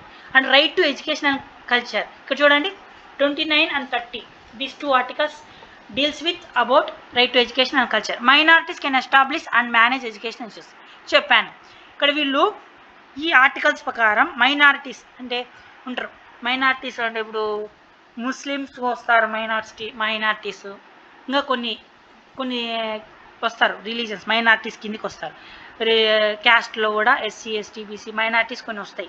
So ఇవన్నీ వీళ్ళందరూ ఏం చేయొచ్చు అంటే వీళ్ళు ఎడ్యుకేషనల్ ఇన్స్టిట్యూషన్స్ని ఎస్టాబ్లిష్ చేసుకోవచ్చు. అంటే వాళ్ళ యొక్క కల్చర్ని, వాళ్ళ ఎడ్యుకేషన్, వాళ్ళ యొక్క స్క్రిప్ట్ని కానీ వాళ్ళు ఎస్టాబ్లిష్ చేసుకోవచ్చు. వాళ్ళు దాన్ని ప్రచారం చేసుకోవచ్చు, వాళ్ళు డెవలప్ చేసుకోవచ్చు వాళ్ళ యొక్క కల్చర్ని, వాళ్ళ యొక్క ప్రాక్టీసెస్ ఉంటాయి కదా, ట్రెడిషన్స్ ప్రాక్టీస్ చేసుకోవచ్చు అది. And right to constitutional remedies article 32, it is the most important article. Right to constitutional remedies ఎందుకంటే ఇక్కడ చెప్పాము, right to equality, right to freedom, right against exploitation, right to freedom of religion, right to educational culture, ఇవన్నీ చెప్పాం. ఇవన్నీ ఉండి ఈ యొక్క చూడు రైట్ టు కాన్స్టిట్యూషనల్ రెమెడీస్ అనేది లేకపోతే వేస్ట్ అయిపోతుంది. ఎందుకంటే enforces fundamental rights via courts, అంటే ఇక్కడ నీకు చెప్పాను, ఇక్కడ చూడ ఒకటి ఉంది, ఏది రైట్ టు ఈక్వాలిటీ ఉంది. అంటే every person should treat before the law equally and no discrimination should shows on any person based on religion, caste, colour, creed. అంటే నీ యొక్క కలర్ని బట్టి, రీజియన్ బట్టి, నీ జెండర్ని బట్టి డిస్క్రిమినేషన్ చూపించకూడదు. అంటే ఇప్పుడు నిన్ను ఈక్వల్గా చూడలేదు, ఇన్ఈక్వాలిటీగా ఎవరు చూశారు, అప్పుడు దీన్ని నీ యొక్క రైట్స్ని వైలేట్ అయినాయి. అప్పుడు నువ్వు ఎవరిది ఎక్కడ వెళ్ళి నువ్వు ఇది చేశారు కానీ ఇన్ఈక్వాలిటీ చూపించారు, మరి అప్పుడు నువ్వేం చేస్తావు? అప్పుడు నీ యొక్క రైట్స్ ఎలా వస్తాయంటే కోర్ట్స్ ద్వారా via high courts or supreme courts ఇవనేది ఇంప్లిమెంట్ చేస్తారు. ఇన్ఫోర్స్ అంటే అప్లికబుల్, ఇంప్లిమెంట్ జరిగేలా చూసేటివి ఏంటంటే courts. Right to constitutional remedies, నా హక్కు. ఇక్కడ చూడండి, నేను రైట్ టు ఫ్రీడమ్ అన్నాం, నేను మాట్లాడే హక్కు నాకుంది, నేను ఏమైనా మాట్లాడచ్చు. కానీ మాట్లాడినీలే, నువ్వు మాట్లాడితే నిన్ను కొడతాము తిడతాము అనే బెదిరింపులు వచ్చినాయి. అప్పుడు నువ్వేం చేస్తావు? నాకు మాట్లాడే హక్కు ఉంది, మరి I can give the speech what ever I want without there is the limitations also. So some reasonable limitations ఉంటాయి. నాకు మాట్లాడే right to freedom of expression, I can speech what ever I like. నాకు ఇష్టం వచ్చింది నేను మాట్లాడచ్చు, కానీ కొన్ని లిమిటేషన్స్ ఉంటాయి. అయితే నువ్వు మాట్లాడకూడదని నేను భయపెట్టినారనుకో, అప్పుడు నువ్వేం చేస్తావు? అప్పుడు నీ హక్కు పోతుంది. అప్పుడు ఏం చేసేది? కోర్ట్స్. ఎన్ఫోర్సెస్ ఇంప్లిమెంటేషన్ ఎవరు చేస్తారంటే కోర్ట్స్. ఇది 32 article. This is all about. ఇక్కడ చూడండి, మనం చెప్పాము నాకు ఫస్ట్లోనే ఇక్కడ ఇచ్చారు. Originally there were 7 fundamental rights.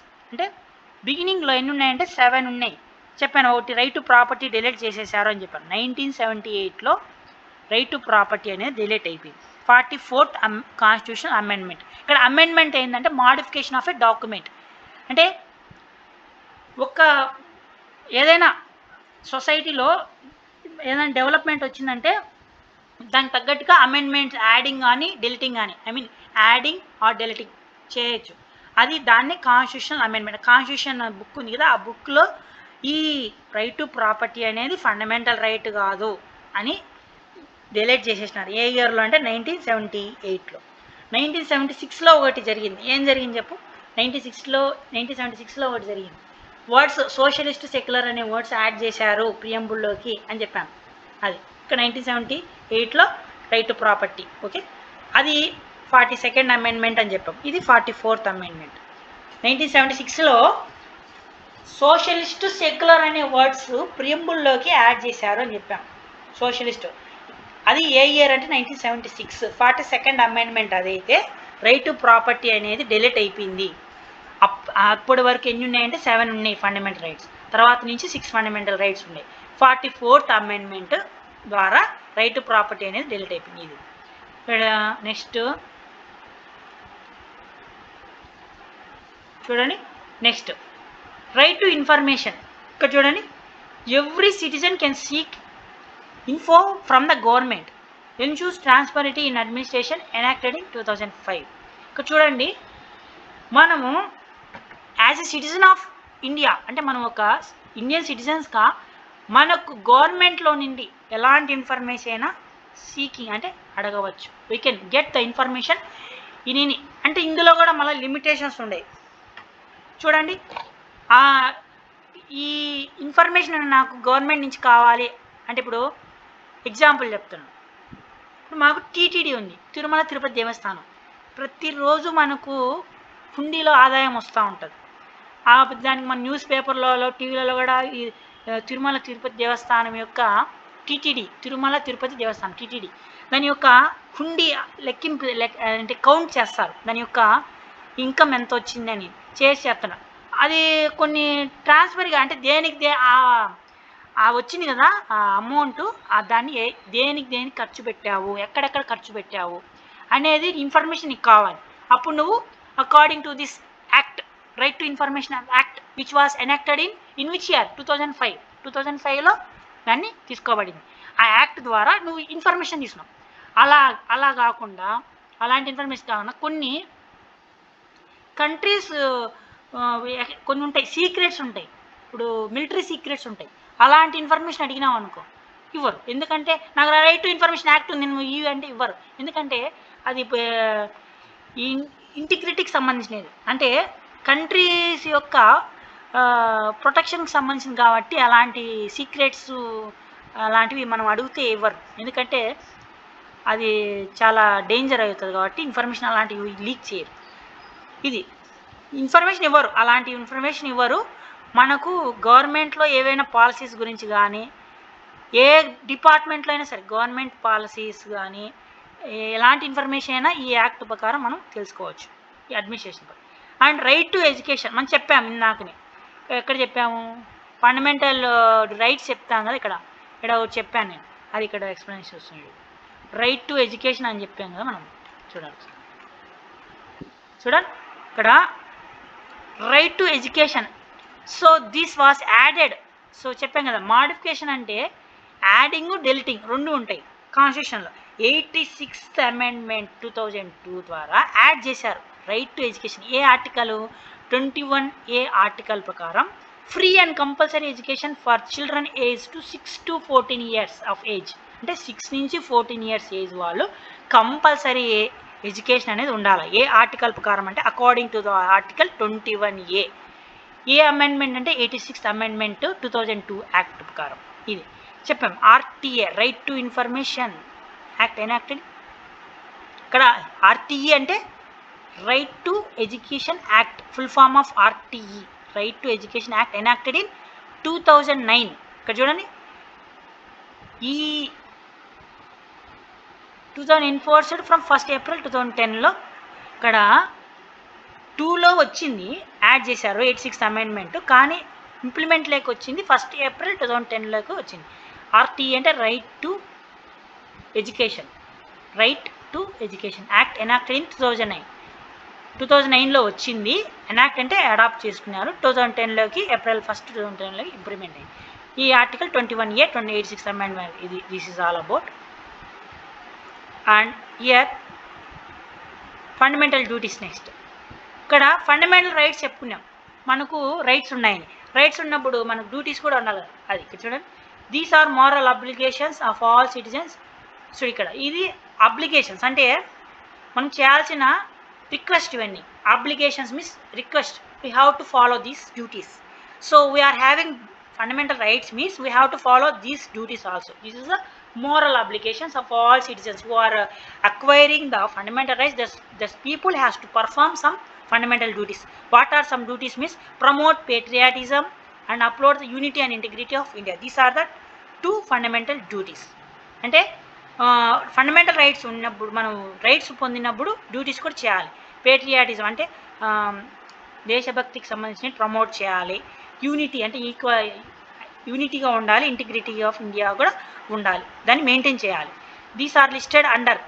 ఇక్కడ చూడండి, ఇవన్నీ ఎక్కడ ఉన్నాయంటే ఆర్టికల్ 51A. ఫండమెంటల్ డ్యూటీస్ అనేది 51A ఆర్టికల్. చెప్పాం కదా, కాన్స్టిట్యూషన్ డివైడ్ చేశారని ఆర్టికల్స్, షెడ్యూల్స్, పార్ట్స్గా. ఈ ఫండమెంటల్ డ్యూటీస్ ఎక్కడ ఉన్నాయంటే 51A ఆర్టికల్లో ఉన్నాయి. పార్ట్ 4A చాప్టర్స్ ఇవన్నీ. పార్ట్ 4A అనే చాప్టరు, ఆర్టికల్స్ అనేది సబ్ డివిజన్స్ 51Aలో కాన్స్టిట్యూషన్లో ఉన్నాయి. ఇది ఏ అమెండ్మెంట్ అంటే 42nd అమెండ్మెంట్ 1976. ఇది కూడా అంతే. అక్కడ మనం చెప్పాము ఒకటి 1976లో ఒకటి అమెండ్మెంట్ జరిగిందని, సోషలిస్ట్ సెక్యులర్ వర్డ్స్. ఇక్కడ కూడా అది అప్పుడు అది జరిగినప్పుడే ఇది కూడా జరిగింది. Introduce via 42nd amendment in 1976లో. ఈ పార్ట్ 4Aలో 51A ఆర్టికల్ ప్రకారం ఫండమెంటల్ డ్యూటీస్ అనేది యాడ్ చేయడం జరిగింది. ఇది ఎక్కడి నుంచి తీసుకోబడిందంటే రష్యన్ కాన్స్టిట్యూషన్. ఇక్కడ ఇంకోటి ఇంపార్టెంట్ పాయింట్ ఏంటంటే, మన Indian constitution lengthiest constitution, biggest constitution అని చెప్పుకున్నాం. అంటే మన కాన్స్టిట్యూషన్లో 2 years 11 months 18 days to complete the constitution అని చెప్పాం. అన్ని రోజులు పట్టింది. మరి అది ఒక్క కాన్స్టిట్యూషన్ని తయారు చేయడానికి వాళ్ళు కాన్స్టిట్యూషన్ మేకర్స్ అనేవాళ్ళు చాలా కాన్స్టిట్యూషన్స్ రెఫర్ చేసి ఏ కాన్స్టిట్యూషన్ బెస్ట్లో ఉంటే ప్రతి కాన్స్టిట్యూషన్ నుంచి ఒక్కొక్క కంట్రీ నుంచి ఒక్కొక్క కాన్స్టిట్యూషన్ తీసుకుని అందులో మనకు సూటబుల్ అంటే మన ఇండియాకు సూటబుల్గా మనకు తగ్గట్టుగా కొన్ని ఇంపార్టెంట్స్ అనే ఫ్యాక్ట్స్ ఉండేటివన్నీ అడాప్ట్ చేసుకొని ఇంప్లిమెంట్ చేసి దాన్ని యాడ్ చేశారు మన కాన్స్టిట్యూషన్. అందుకు మన కాన్స్టిట్యూషన్ అనేది చాలా పెద్దగా తయారు చేయబడింది. Rights and duties are complementary to each other. You can't real rights without duties. చెప్పాను, డ్యూటీస్ రైట్స్ ఉన్నప్పుడు డ్యూటీస్ కూడా కంపల్సరీగా ఉండాలి.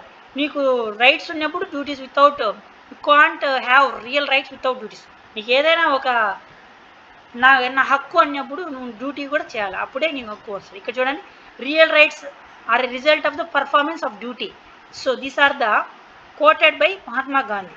Mahatma Gandhi says that real rights are a result of the performance of duty. You have to perform some duty, then only you will get rights. So these are the real rights. So these are the quotation given by the Mahatma Gandhi. నీకు ఎప్పుడైతే నిజమైన హక్కు ఎప్పుడు వస్తుందంటే duty చేసినప్పుడే వస్తుందని మహాత్మా గాంధీ చెప్పాడు. Next figure 3.6. Fundamental duties illustration with icons అని చెప్పి అనేది ఇక్కడ వచ్చారు. Showing citizen protecting nature, showing respect. ఇక్కడ చూడండి, మనం టెక్స్ట్ బుక్లో ఈ 3.6 అనే డ్యూటీస్ ఇలిస్ట్రేషను అనేది మనం ఇచ్చారు. ఏమేమి చేయాలంటే ప్రొటెక్టింగ్ నేచర్ని కాపాడాలి, షోయింగ్ రెస్పెక్ట్ అంటే కొంచెం రెస్పెక్ట్ ఇవ్వాలి towards elders and teachers, and being responsible, we have to behave like responsible. These are the response. And example ఇచ్చారు. వయలేషన్ ఆఫ్ డ్యూటీ, ఒక డ్యూటీ ఏంటంటే a group of friends decided. చూడండి, ఇప్పుడు మనము చెప్పాము ఇక్కడ మహాత్మా గాంధీ కూడా కొటేషన్ ఇచ్చారని చెప్పాను. Real rights are result of the performance of duty అని చెప్పాం కదా, కొటేషన్ ఇచ్చారు మహాత్మా గాంధీ ఇచ్చారని చెప్పాం కదా. ఇక్కడ చూడండి, దానికి ఒక డ్యూటీ వైలేషన్ ఎలా జరుగుతుంది అంటే ఇక్కడ ఒక ఎగ్జాంపుల్ ఇచ్చారు చూడండి. A group of friends decided to celebrate a festival. some people, the group of friends, they decided to celebrate festival, no, but they blocked a road, set up a stage and used loud amplifiers. They claimed it was their right to freedom, but the entire neighborhood suffered due to loud music. This shows how one's right denied other rights. చెప్పాను, ఇంతకుముందే ఏం చెప్పాము, కొన్ని rights అన్నాక కొన్ని limitations కూడా ఉంటాయని చెప్పాము ఇంతకుముందు క్లాస్లో. ఇప్పుడు నాకు ప్రొఫెసర్ అంటే నేను ఏ ఆక్యుపేషన్ అయినా చేసుకోవచ్చు, నాకు ఏ ప్రొఫెషన్ అయినా చేసుకోవచ్చు అని చెప్పాను. నేను మర్డర్ చేస్తాను, అది నా ప్రొఫెషను, నేను పోయి ఇంకొకటి చేస్తాను, నాకు ఇది నా హక్కు అంటే కుదరదు అని చెప్పాను కదా. ఇక్కడ కూడా అంతే. ఇక్కడ కొంతమంది గ్రూప్ ఆఫ్ ఫ్రెండ్స్ అనే వాళ్ళు డిసైడ్ చేశారంట, ఏంది ఫెస్టివల్ చేద్దామని, సెలబ్రేట్ చేద్దామని డిసైడ్ చేయి వాళ్ళు ఏం చేశారు, రోడ్డుని బ్లాక్ చేసి ఒక స్టేజ్ పెట్టి అక్కడ ఏం చేశారంటే లౌడ్ స్పీకర్స్ని యాంప్లిఫైర్స్ని పెట్టారు. అక్కడ ఏమైందంటే వాళ్ళు ఆ మాది స్టేజీ పెట్టి అక్కడ ఒక ఫెస్టివల్ సెలబ్రేట్ చేస్తున్నారు. కొంతమంది గ్రూప్ ఆఫ్ ఫ్రెండ్స్ అందరూ అక్కడ స్టేజ్ ఎలా చేస్తున్నారంటే ఒక స్టేజ్ పెట్టి ఆ స్టేజ్ మీద వాళ్ళు అంటే లౌడ్ స్పీకర్స్ పెట్టి సెలబ్రేట్ చేసుకుంటున్నారు. ఇక్కడ మళ్ళీ ఏం చెప్తున్నారు వాళ్ళు, దే క్లెయిమ్ దట్ వాళ్ళ రైట్ అంటున్నారు, అది మా స్వేచ్ఛ అంటున్నారు. అంటే ఇక్కడ చూడండి, వాళ్ళు లౌడ్ స్పీకర్స్ పెట్టడం వల్ల ఎదుటి వాళ్ళకు నేబర్హుడ్ పక్కన వాళ్ళకు డిస్టర్బెన్స్ అయింది లౌడ్ మ్యూజిక్ వల్ల. అంటే ఇక్కడ నీ హక్కుని పొందే హక్కు నీకు ఎంత ఉందో అవతల వాళ్ళకు కూడా అంతే హక్కు ఉంటుంది, వాళ్ళకు రైట్స్ ఉంటాయి. ఇక్కడ చూడండి, this shows that how once right denied other rights. నీ హక్కు పక్కన వాళ్ళకు భంగం కలగకూడదు. అంటే నీ హక్కు ఉంది, నీకు ఎలాగైతే హక్కు ఉందో పక్కన వాళ్ళకు కూడా అలాగే హక్కు ఉంటుంది.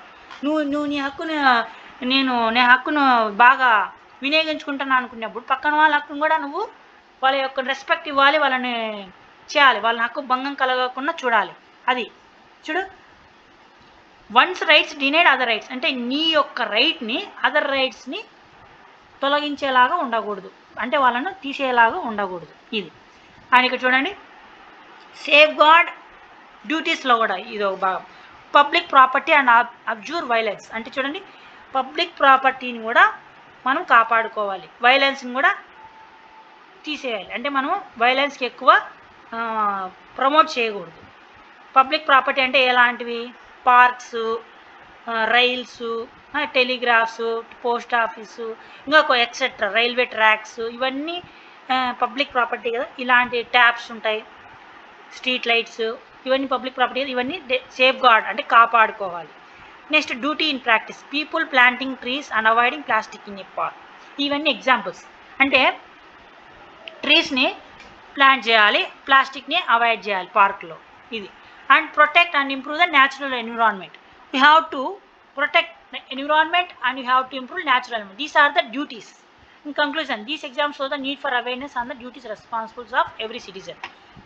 This shows that each and every person should be awareness on duties and responsibilities of every citizen. అంటే ప్రతి ఒక్కరూ వాళ్ళ యొక్క రెస్పాన్సిబిలిటీస్ డ్యూటీస్ గురించి తెలుసుకోవాలి అనేది ఇది.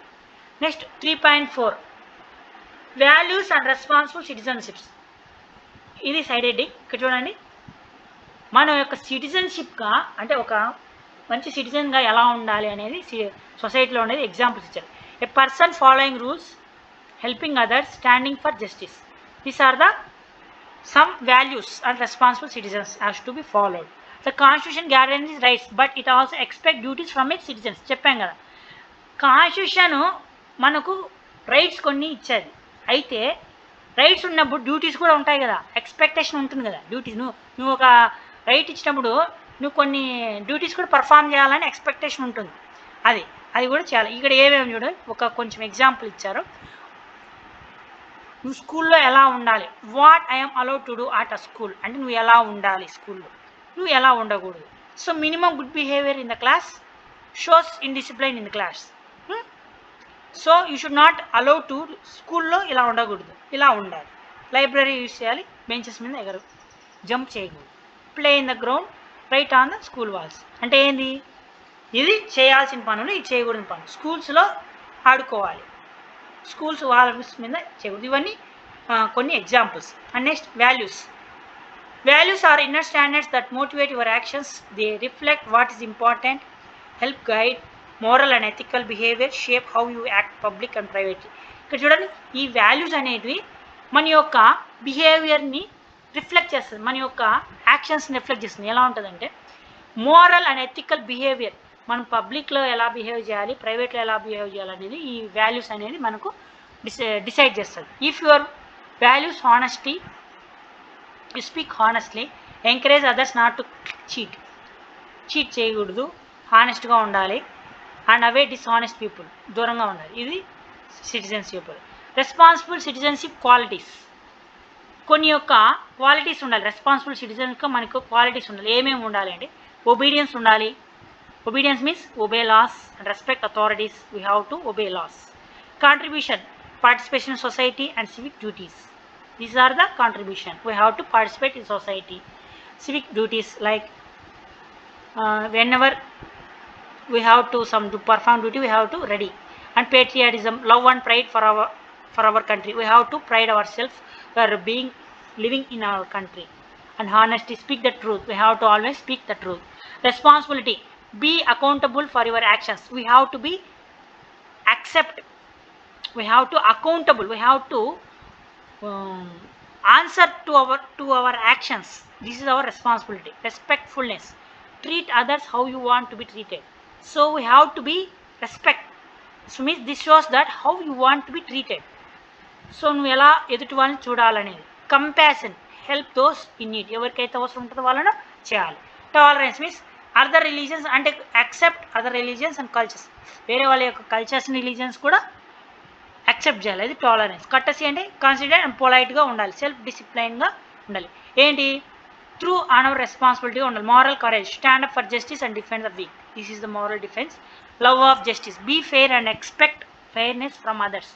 నువ్వు ఫస్ట్ కరెక్ట్గా ఉండి ఎదుటి వాళ్ళ దగ్గర నుంచి దాన్ని సేమ్ ఎక్స్పెక్ట్ చేయాలి. ఇది థింక్ అండ్ రెస్పాండ్, ఇది అది మన విషయం.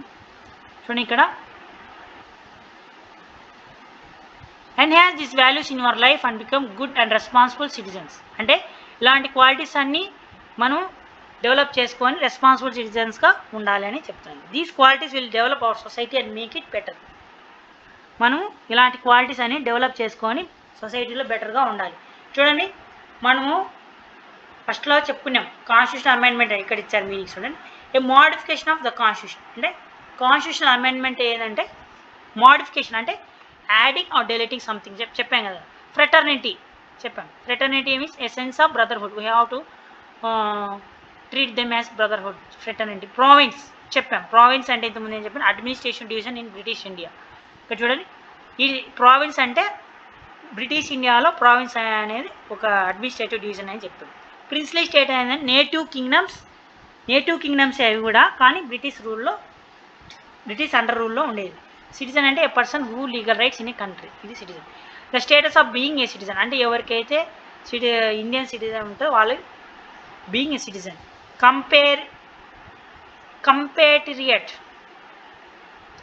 కంపేట్రియట్ means a fellow citizens from the same country. అంటే మీతో పాటి ఇంకా పక్కన వాడు ఉండేవాడు citizen. Diarchy means rule by two authorities, means two governments. It is called diarchy. This is all about